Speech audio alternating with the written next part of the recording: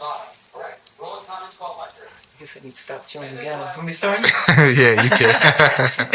Hey, I'm Darlene, and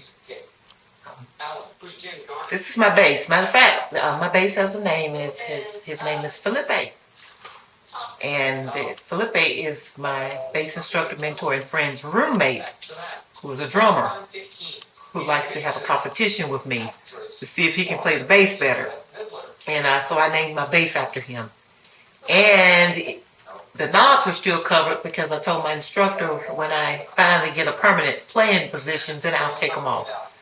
But until then, it's going to stay on there. So, is it tough to find bass players? I don't know if it is tough to find bass players. It's not tough to find them. I would say finding a job because, it's competitive.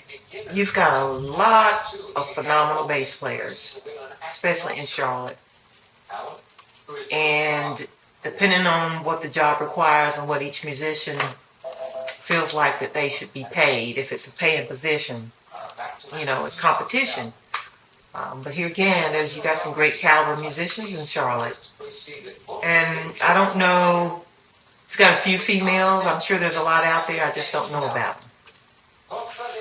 And what kind of guitar you have here? This bass that you have. This is my baby. This is Marcus Miller's Fender Jazz Series, and it is a vintage white, which is when I purchased it. I originally got somebody told me to get the natural, and I wanted something different because nobody had ever really purchased the vintage white, and the folks at the place where I bought this bass had never seen the vintage white. And when it came in, they were like, wow, beautiful bass. And I love it. I'm not professional, but I still love this bass. And what's the price tag on that bass that you have in your hands? It's they can go online, they can go on Guitar Center, because they run different prices. The price still stays pretty stable. So they can go on Guitar Center, and or you can go on eBay. People sell them, but one thing they say, these don't depreciate much. So, you're not going to find these basses sold, too cheap. And this amp right here, tell us a little bit about that. This is the Fender amp. This is one that my mentor told me to get. He says, "Hey, if you pay him Fender, you need to get an amp." Now, the only negative is I don't want to be rolling this everywhere, so I'm going to try to get something smaller, compact, but still has the punch, still has the wattage. 350 watts, this correct? Is 350. Yeah.